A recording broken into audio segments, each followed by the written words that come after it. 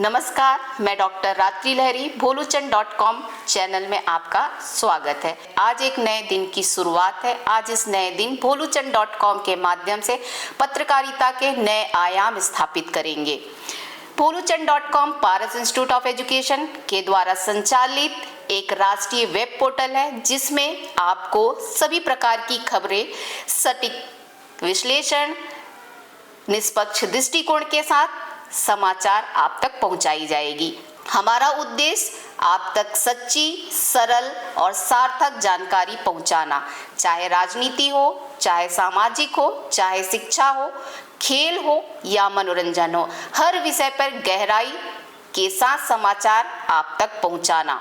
भोलूचंद.com का हर लेख और विश्लेषण आपको आपकी सच्चाई के करीब लेकर आता है। यह केवल एक वेब पोर्टल नहीं, बल्कि आपकी आवाज का मंच है। आज इस नए युग की शुरुआत करते हैं। आइए मिलकर भोलूचंद.com को एक नई ऊंचाई पर लेकर जाते हैं। भोलूचंद.com, सटीक खबर, सही दृष्टिकोण, अपनी जरूरत की हर आवाज। आइए विजिट करिए www.भोलूचंद.com के साथ में और सच्ची खबरों से जुड़े रहिए। भोलूचंद.com, अपनी जरूरत की हर खबर। सफलता की कहानी लेकर आया है भोलूचंद.com अपने पॉडकास्ट में। हमारे बीच आज एक ऐसी शख्सियत उपस्थित है जो किसी परिचय की मोहताज नहीं है। मिस कविता कुंभज, आपका भोलूचंद.com चैनल में हार्दिक स्वागत है। Thank you ma'am. मैम का मैं परिचय आप लोगों को देना चाहूंगी। पारस इंस्टीट्यूट ऑफ एजुकेशन में मैडम डायरेक्टर हैं। पाई पारस प्राइवेट लिमिटेड की सीईओ हैं। पारस ग्रुप ऑफ फाउंडेशन में स्टेट प्रेसिडेंट हैं और साथ ही भोलूचंद.com न्यूज़ पोर्टल की फाउंडर भी हैं। ये मैडम की खुद की कंपनियां हैं। इसके अलावा मैडम और भी ऑर्गेनाइजेशन से जुड़ी हुई हैं, जैसे कंज्यूमर राइट ऑर्गेनाइजेशन में डिस्ट्रिक्ट प्रेसिडेंट के रूप में, ग्रीन आर्मी ऑफ रायपुर में जोन प्रेसिडेंट के रूप में, क्राइम ब्रांच ऑर्गेनाइजेशन में एक अहम भूमिका निभा रही हैं। कविता जी को बहुत सारे सम्मान से सम्मानित किया गया है, जैसे 100 achievement award, junior chamber of international में आउटस्टैंडिंग डायरेक्टर के रूप में मैडम को सम्मानित किया गया है। बेस्ट प्रोग्राम डायरेक्टर के रूप में सम्मानित किया गया है। चेयरमैन एंड पार्लियामेंट के रूप में मैडम को सम्मानित किया गया है। INH न्यूज 24 हरिभूमि में शक्ति स्वरूपा अवार्ड विगत 2 सालों से मैडम को मिल रहा है। मैडम, मैं पुनः आपका हार्दिक स्वागत और अभिनंदन करती हूँ आज के हमारे पहले पॉडकास्ट में। Thank you ma'am.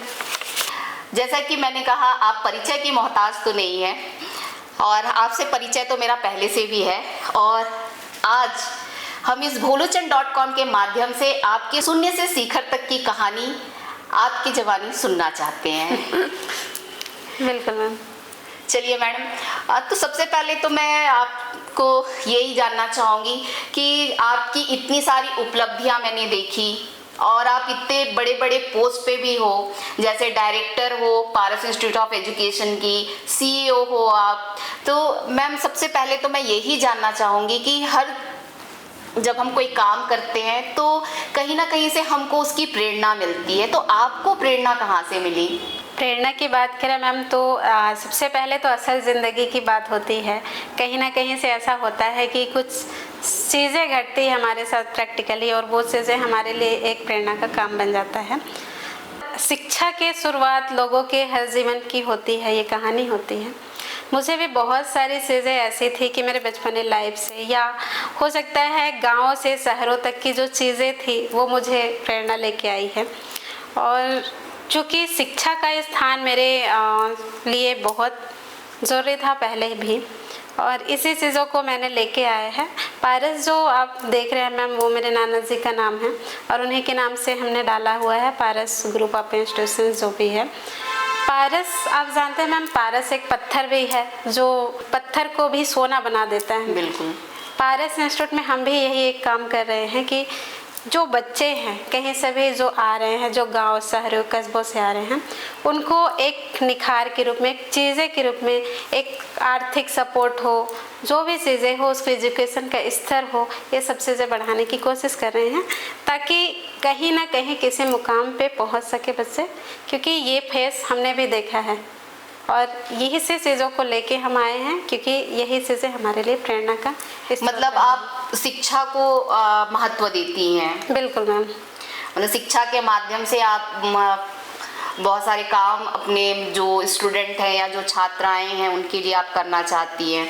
अब मैम आप जब बोली तो एक बात उसमें था, आपका ऐड था कि आप गांव का एक मतलब आपने जिक्र किया, तो क्या आप गांव में भी आपका रहना हुआ है कभी?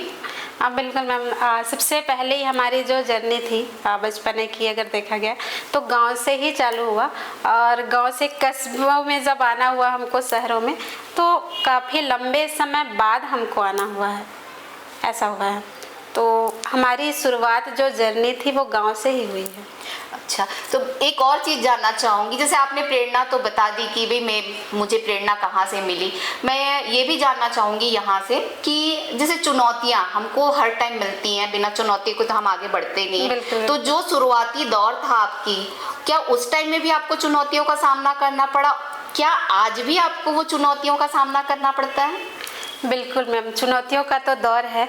अगर मैं कहूँ कि बिना चुनौती के हम किसी भी मुकाम पे नहीं पहुँच सकते, तो कोई भी गलत चीज़ें नहीं है। इवन आज भी जो जिस पद पे पहुँचे हैं या जिस मुकाम पे पहुँचे हैं, हर किसी को चुनौती का सामना करना पड़ा है। आप जानते हो, सोना को जब तक पिघलाया नहीं जाता तब तक वो आकार नहीं लेता है। बिल्कुल। वैसे ही असल ज़िंदगी में भी यही चीज़ें होती है कि अगर जब तक चुनौतियां हमें ना मिले बार बार, तब तक हम अपना मुकाम हासिल नहीं कर पाएंगे। तो मेरे लाइफ में बहुत सारे ऐसे चुनौतियां आई हैं, छोटी छोटी बड़ी भी, बहुत सारी चीज़ें रही है। एक आध चुनौतियां आप शेयर करना चाहेंगी? बिल्कुल करना चाहूँगी मैम। सबसे पहले तो मेरी फैमिलियर लाइफ की ही चीज़ें हुई। बचपन में ही पापा जी नहीं रहे, और उसके बाद पूरी चीज़ें जो है मुझे ही देखना पड़ा। छोटा भाई बहन, छोटी बहन और मेरी मम्मी, कुछ समय बाद मम्मी का भी जाना हुआ, और पूरी लाइफ को अगर देखा गया तो मुझे कैसे टेक ओवर करना था, क्या करना था, मुझे इस सब चीज़ों की कोई जानकारी नहीं थी।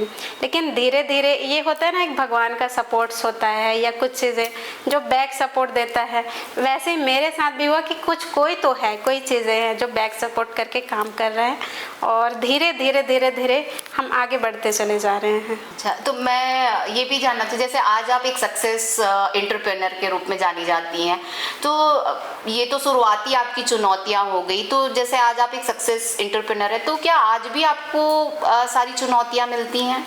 बिल्कुल, हर फील्ड में चुनौतियां हैं। चाहे हम कोई बिजनेस वर्क करने हो, चाहे हम ये स्टाफ के बीच में बहुत सारी चुनौतियां आती है। कभी कभी बहुत सारे प्रॉब्लम्स अनचाहे आ जाती है, जिसकी हम कभी कल्पना भी नहीं किया जा सकता, ऐसा भी होता है मैम। तो कभी आपको ऐसा संदेह हुआ कि ये सपना आपका साकार होगा? संदेह तो नहीं बोल सकते, लेकिन ये है मैम, मन में एक कठिन श्रद्धा थी, आस्था थी, एक अड़िग विश्वास था कि कुछ भी हो ये चीज़ें तो मैं कर लूँगी, भले ही मुझे समय की ज़रूरत थी। ठीक है, मेरे पास मनी नहीं थे, लेकिन जो चीज़ें थी मुझे बैक सपोर्ट की, जो चीज़ें थी एक जो जिसको मैंने बोला कि जैसे भगवान का जो श्रद्धा था, भावना था, वो चीज़ें लगातार मेरे साथ हमेशा से रही है, और उसी सपोर्ट के कारण से मुझे कभी ये नहीं लगा कि ये चीज़ें मेरा नहीं हो सकता। मुझे हमेशा लगा कि ये होगा। मतलब आप भगवान को बहुत मानती हैं फिर? बिल्कुल बिल्कुल, बहुत ज़्यादा ना। बिल्कुल आपकी बातों से ये महसूस हो रहा है कि आप बिल्कुल आस्था रखती हैं भगवान पे, बिल्कुल ये कह सकते हैं मैम कि अगर आज हम जो भी हैं तो उनकी वजह से हैं, क्योंकि हमारे बैक सपोर्ट में कोई नहीं है, तो उनका बहुत बड़ा हाथ है। इवन 90% उनका हाथ है तो 10% हमारा हाथ है। अगर मेहनत तो सब करते हैं, लेकिन ये है कि एक चाहिए सपोर्ट, वो है। बिल्कुल सपोर्ट के रूप में आपने बिलीव किया, और वो बिलीव आपको आज इतनी बड़ी शख्सियत के रूप में आप स्थापित हो गई हैं आज। जैसे कि मैम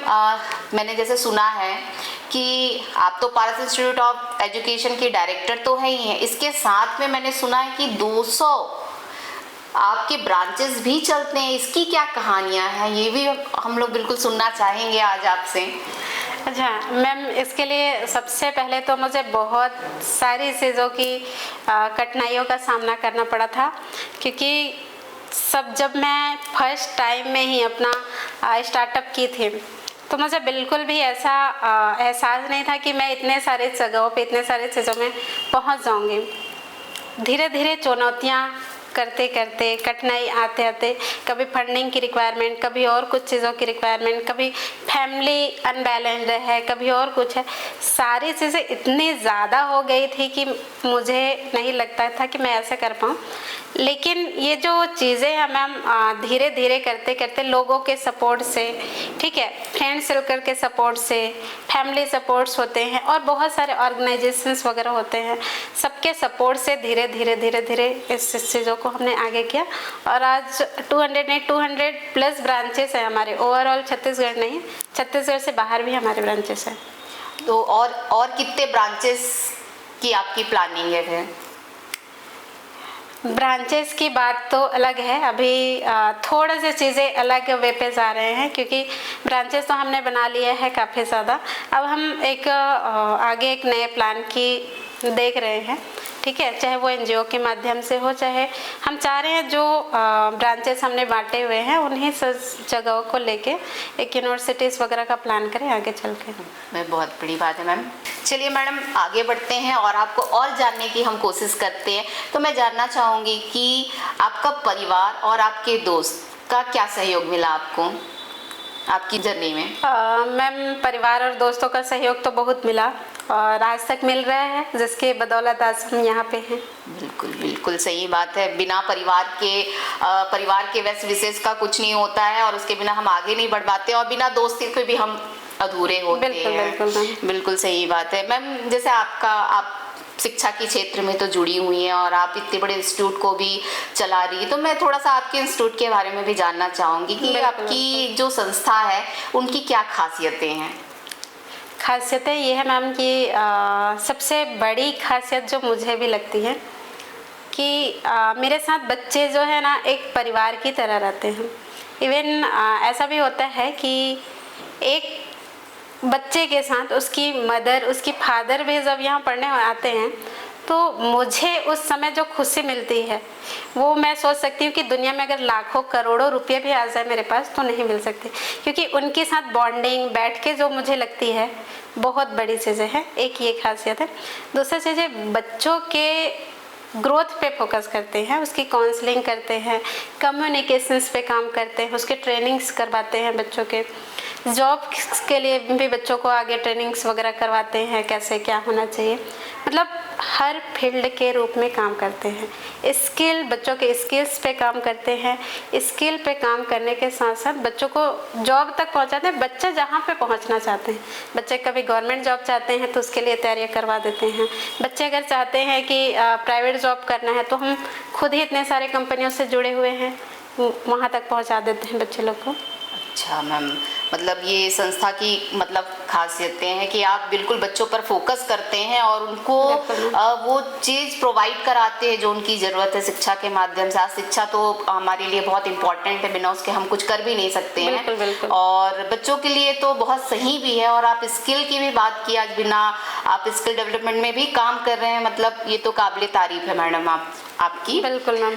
मैम हम लोग आगे बढ़ते हैं और मैं ये भी जानना, जैसे मैंने कहा कि आपका इतना बड़ा इंस्टीट्यूट है, आप इतने बड़े इंस्टीट्यूट और 200 ब्रांचेस आप चला रही हैं, तो आपका कुछ विज़न होगा, आपका कुछ दृष्टिकोण होगा? बिल्कुल, विज़न भी है और दृष्टिकोण भी है। एजुकेशंस को ही हमको आगे बढ़ाना है और इन्हीं को जैसा कि मैंने आपको पहले बताया, हम यूनिवर्सिटीज़ का रूप देना चाह रहे हैं इस चीज़ों को, तो डेफिनेटली देंगे। और साथ ही साथ यूनिवर्सिटीज़ में ऐसा नहीं है कि किसी एक प्लेटफॉर्म को हम लेके चलेंगे। जितने भी 4 वेद होते हैं, चाहे ऋग्वेद, यजुर्वेद, सामवेद, अथर्ववेद, ये सारे वेदों को लेके हम उस पर चलेंगे। एक ही जगह पे सारे चीज़ों की पढ़ाई, इवन ऐसा है कि एक कस्बे का निर्माण जैसा, कि वहाँ पे फैक्ट्री हो, ठीक है, वहाँ पे ऐसे हो जो बच्चों को जॉब भी मिले, बच्चे बिजनेस भी कर सके, वहाँ से पढ़ के भी निकले। इस तरह से कॉन्सेप्ट है, अगर आगे होगा ये चीज़ें। हाँ, मैं ना फिर से आपका ये जो विश्वविद्यालय वाला जो कॉन्सेप्ट है उसको समझना चाहूँगी, क्योंकि बहुत इंटरेस्टिंग लग रहा है कि आप चारों वेद को एक साथ एक ही प्लेटफॉर्म में कैसे लेके आना चाहती हैं। एक्चुअली इसको इस तरीके से समझते हैं, इवन सबसे पहले हमने कंसल्टेंसीज भी चलाए थे। चाइना, रसिया, नेपाल, बांग्लादेश, फिलीपींस, सारे जगहों पे बच्चों को MBBS एडमिशन्स वगैरह कराना। सारे जगह घूमने के बाद छत्तीसगढ़ में सारे जगह देखें तो वही सब चीज़ें पढ़ाई होती है, वही सब चीज़ें रहती हैं। कुछ जगह होती है जहाँ पे अदर चीज़ें हैं। चीज़ें एक प्लेटफॉर्म पे सब चीज़ें नहीं मिल पाती बच्चों को। कई बच्चे चाहते हैं, कई पेरेंट्स ऐसे चाहते हैं कि अपने बच्चों को अध्यात्म की तरफ लेके जाएं। कई चाहते हैं कि पूरे एजुकेशंस में ही लेके जाए। कोई चाहते हैं मेरा बच्चा डॉक्टर, इंजीनियर्स बने। तो सब चीज़ों को उनको अलग अलग जगह देखनी पड़ती है। तो इन्हीं सब चीज़ों को देखते हुए हमने ये प्लान किया है कि सारे चीज़ों को एक ही जगह हम ऑपरेट करें, ठीक है, तो ज़्यादा बेटर है। मतलब मेरा कहने का मतलब है, अगर मान लीजिए मेरा कोई दोस्त है और पर हमको साथ में पढ़ना है, पर हमारी स्ट्रीम अलग है और हम फिर उसके बाद क्या करते हैं, 12th के बाद निकले, उसके बाद अलग अलग जगह हम चले जाते हैं पढ़ने के लिए। बातचीत हमारे दोस्तों के साथ में कम हो गई, या फिर बातचीत रहती भी है पर थोड़ा सा कम हो जाती है, कि वो दूसरे कॉलेज में, मैं दूसरे कॉलेज में। तो आप चाह रही हैं कि सारी चीज़ें वहीं मिल जाए। अगर वो इंजीनियर का स्टूडेंट है तो उसको वहाँ पर मिल जाए, अगर उसको वो डॉक्टर का स्टूडेंट है तो वो वहीं पर उसको उस विश्वविद्यालय में वो मिल जाएगा। बिल्कुल बिल्कुल, ये तो है ही, ये तो रहेगा। साथ ही साथ ये भी चीज़ है मैम, वही बच्चे आगे चल के बहुत बड़ी उपलब्धि भी हासिल करते हैं। हर एक मुकाम पे वो बच्चा होता है, क्योंकि 2016 से हमने जब पारस इंस्टीट्यूट चालू किया है, उस समय से आज तक हम देखे हैं कि हर बच्चा, कोई बच्चा डॉक्टर बना है, कोई इंजीनियर बना है, कोई बड़ी बड़ी पोस्ट में बैठा हुआ है। तो ये सारे चीज़ों देख के ना हमें लगता है कि हाँ, बच्चे बहुत बड़ी उपलब्धियों पे जा सकते हैं और वही बच्चे आगे बढ़ाएंगे उस चीज़ों को, और साथ ही साथ वहीं जॉब और बिजनेस भी कर सकते हैं बच्चे। ओके, मतलब बिल्कुल आपके साथ हम जुड़े रहना पसंद करेंगे मैम। आपकी जो सोच है, जो थॉट है, मैं पहली बार ऐसा सुन रही हूँ और शायद मैंने नहीं देखा है कि एक ही जगह पे चारों वेदों की पढ़ाई। तो बिल्कुल मैं आपसे जुड़ी रहूँगी। ये आगे चल के होगा भी, क्योंकि हमें विश्वास तो है कि जब ज़ीरो से हम यहाँ तक पहुँच सकते हैं तो डेफिनेटली आगे जाके करेंगे। और हमारे साथ सपोर्ट में आप सभी इतने सारे लोग हैं। बिल्कुल मैम, इसलिए तो मैंने कहा ना कि आपके साथ जुड़े रहना है। बिल्कुल। जो आपकी सोच है, जो थॉट है, बिल्कुल नई सोच, नए थॉट मानना पड़ेगा मैम आपको। जैसे मैम आप तो अपना विज़न बताया ही कि आप क्या करना चाह रहे हैं। मैं आप ये भी जानना चाहूँगी कि जो आपका इंस्टीट्यूट है उसमें नैतिकताओं को भी सिखाया जाता है क्या? बिल्कुल मैम, नैतिक मूल्यों को ही तो सिखाया ही जाएगा, क्योंकि एक इंस्टीट्यूशंस है। बच्चे 12वीं पढ़ के स्कूल्स के बाद कॉलेज करते हैं, कॉलेज के बाद बच्चे इधर रुबरू करते हैं, क्योंकि यहीं से बच्चों का लाइफ स्टार्ट होता है, जर्नी उनकी स्टार्ट होती है। किसी बच्चों को जॉब करना है, किसी बच्चों को बिजनेस करना है, तो संस्कार की चीज़ें सबसे पहले सिखाई जाती है। साथ ही साथ कभी कभी ट्रेनिंग भी हम कराते हैं किसी किसी को बुला के, ताकि बच्चे इन सब चीज़ों से रूबरू रहे। तो बच्चे सब चीज़ों को एडॉप्ट करते हैं? बिल्कुल करते हैं, और ये चीज़ें हमने देखा भी है। बहुत अच्छा मैम कि आपकी संस्था पे नैतिकताओं पर भी आप काम करते हैं। मैं जैसे नैतिकता की तो बात हम कर ही लिए, मैं जानना ये भी चाहूँगी कि वर्तमान में जो आधुनिक शिक्षा है, आप उसको अपने जो इंस्टीट्यूट है उसमें कैसे इम्प्लीमेंट करते हैं? आधुनिक शिक्षा, चूँकि हम चल ही रहे हैं आधुनिक शिक्षा पे, ठीक है, आईटी का सेक्टर सभी चल रहा है और डिजिटल प्लेटफॉर्म ही पूरी चीज़ें हैं। इवन बाहर की जो चीज़ें हैं, जैसे मार्केटिंग वगैरह की चीज़ें हैं, वो ख़त्म हो के अब पूरी तरह डिजिटल्स में आ गई है। तो हम पढ़ाई भी डिजिटल बोर्ड के माध्यम से ही कराते हैं आज के बच्चों को, और बहुत सारी ऐसी चीज़ें प्रोवाइड करते हैं डिजिटल में, तकनीकी ज्ञान में, क्योंकि आज तो AI का भी युग आ गया है। आप जानते हैं कि आज हमको काम करने के लिए एक पर्सन्स की ज़रूरत नहीं है, एक रोबोट भी बन गया है, केरल में जैसे बनाए गए हैं। तो एक रोबोट पूरा काम कर रहा है, पूरे ऑफिस के काम कर रहे हैं। तो हमें बच्चों को ये सब चीज़ें सिखाने में ज़्यादा समय लगेगा भी नहीं, और हम इसी चीज़ों पे हम ज़्यादा फोकस करें। जैसे आपने AI की बात करी अभी, तो उसके आ जाने से बच्चों को फ़ायदा है कि नुकसान है? डेफिनेटली बच्चों को फ़ायदा हो रहा है मैम इस पर, क्योंकि AI के आ जाने से बहुत सारी ऐसे चीज़ें प्लस पॉइंट हो रही है बच्चों को एप्लीकेशंस तक लिखने के लिए, लेटर तक लिखने के लिए पूछना पड़ता था टीचर्स को, लेकिन आज एआई के आ जाने से एक वर्ड लिखने से उसकी पूरी की पूरी एप्लीकेशंस तैयार हो जाता है। तो ये तो प्लस पॉइंट है ही।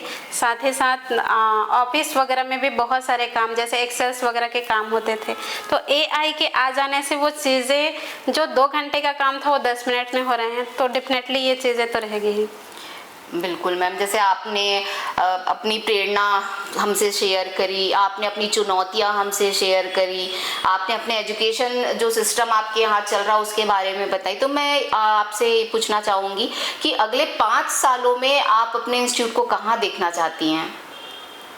अगले 5 साल की बात तो छोड़ो मैम, हम चाहेंगे कि अगले 2 साल में ही हम जिस मुकाम पे देखना चाहते हैं इंस्टीट्यूशंस को वो ज़रूर रहे। और वही एक तो हम चाह रहे हैं कि अभी एनजीओ के माध्यम से हम वृद्धाश्रम, अनाथाश्रम जो बच्चों के लिए है लेके आ रहे हैं, ठीक है। और साथ जो आपका फाउंडेशन है, हाँ, वो उनका कॉन्सेप्ट ये है कि आप एक वृद्धाश्रम चलाना चाह रही हैं। बिल्कुल, इसमें एक्चुअली 2 चीज़ें हैं। हर जगह होती है कि एक वृद्धाश्रम चलाते हैं, लेकिन हमारा कॉन्सेप्ट ये है मैम कि वृद्धाश्रम, अनाथाश्रम दोनों को एक साथ लेके आ रहे हैं, क्योंकि एक पेरेंट्स को बच्चे मिल जाएंगे और बच्चों को पेरेंट्स मिल जाएंगे। बहुत अच्छा कॉन्सेप्ट है मैम ये आपका, और मैं पहली बार ही ऐसा कॉन्सेप्ट सुन रही हूँ कि मैंने बच्चों का भी आश्रम देखा है और मैंने वृद्धों का भी आश्रम देखा है, लेकिन आप दोनों को एक साथ एक जगह एक छत के नीचे लेकर आना चाहती हैं। बिल्कुल मैम, बहुत आपकी सही सोच है, आपकी थॉट इतनी अच्छी है कि अब मैं क्या ही बोलूँ, मेरे पास शब्द कम हो रहे हैं आपके लिए। आगे बढ़ते हैं मैम, और अब एक थोड़ा सा पर्सनल मैं बात आपसे करना चाहूँगी। आपकी पारिवारिक जीवन के बारे में आपने तो बताया थोड़ा सा, तो मैं उसको और डीपली जानना चाहूँगी, और साथ में आपकी जो पर्सनल लाइफ, जो आपकी निजी जीवन है उसके बारे में भी जानना चाहूँगी। मैं नहीं, सभी जानना चाहेंगे। जी, पर्सनल लाइफ अगर देखे गया मैम तो कुछ है नहीं, ज़्यादातर सादगी भरी जीवन चलती है यहाँ पे, क्योंकि घर और ऑफिस बस यही 2 चीज़ों में सिमटे हुए हैं, और साथ ही साथ लोगों के लिए जो हम अच्छा कर सकें वो कोशिश कर रहे हैं। मतलब आप सादगी का जीवन जीना पसंद करते हैं। बिल्कुल। तो आपको गुस्सा आता है कि नहीं आता मैम? गुस्सा आता है, ऐसा नहीं है कि नहीं आता है, लेकिन उस गुस्से पे कंट्रोल भी करना ज़रूरी है, क्योंकि जब हम कंट्रोल करते हैं तभी हम किसी से काम करा पाते हैं, और अगर कंट्रोल ना हो तो वो काम को हम खुद ही करने लग जाते हैं या हमारा चीज़ें बिगड़ जाता है। तो कंट्रोल करके चलते हैं चीज़ों को। देखिए, इसी के साथ में एक और मेरे पास क्वेश्चन आ गया कि आप अपने ये जो निजी जीवन है आपका, जो आप अपनी फैमिली के साथ है, और जो आपका वर्किंग जो लाइफ है, इसको आप बैलेंस कैसे करते हैं? दिक्कतें आती हैं? बिल्कुल दिक्कतें आती है, बट एक समय के साथ अगर चाहे इंसान तो ये हर चीज़ें पॉसिबल है, क्योंकि हर चीज़ों को समय, सही समय देना ज़रूरी है। चाहे वो फैमिली हो, चाहे वो बिजनेस हो, चाहे आप जॉब पर्सन हो, चाहे अदर कुछ भी वर्क कर रहे हो, सोशल वर्क, तो सभी को एक एक टाइम आपको देना पड़ेगा। फैमिली में भी उतना ही टाइम देना पड़ेगा जितना टाइम अपने बिजनेस या जॉब को देते हो, क्योंकि सबसे बड़ा इम्पोर्टेंट पार्ट है आपकी फैमिली। मैम, जैसे आप डायरेक्टर हैं, सीईओ हैं, और अभी आप चैनल लॉन्च करने वाली हैं, तो इतना वर्क होने के बाद भी आप अपनी फैमिली को कैसे टाइम देती हैं? मतलब आप बोल जरूर रहे हैं कि मैं टाइम देती हूँ, मैं उसको बिल्कुल एक्सप्लेन मैं सुनना चाहूँगी, क्योंकि दोनों को बैलेंस करना कठिन काम लगता है मुझे। तो चीज़ें तो है, स्टार्टिंग में ज़रूर लगती है ये चीज़ें कठिन, बट धीरे से अगर चाहे किसी भी काम को करने के लिए तो बिल्कुल भी नामुमकिन नहीं है मैम, ये हर कोई कर सकता है, क्योंकि जो काम हम 2 घंटे बाद करते हैं अगर वो 2 घंटे पहले कर लें तो डेफिनेटली दोनों चीज़ों को बैलेंस किया जा सकता है।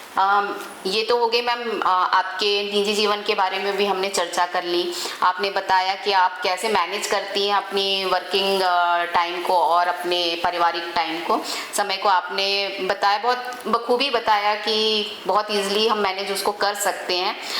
मैम, मैं ये जानना चाहूँगी, जैसे आप एजुकेशन के क्षेत्र में इतने लंबे टाइम से जुड़ी हुई हैं, तो क्या इसके अलावा भी क्या आप दूसरे क्षेत्र में जाना चाहेंगी? मैम, वैसे तो मैं अदर फील्ड से निकल चुकी हूँ।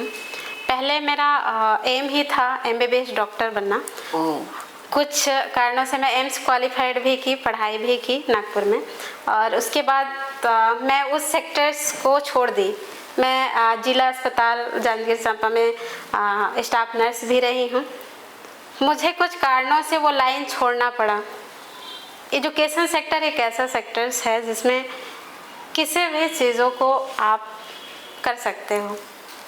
सबसे पहला चीज़ें हैं इसमें, हम वो बच्चे जो आज बिल्कुल अनभिज्ञ है किसी चीज़ों से, अपनी एम से, अपनी चीज़ों से, उन चीज़ों से हम रूबरू कराते हैं, ये हमारे लिए बहुत प्लस पॉइंट है।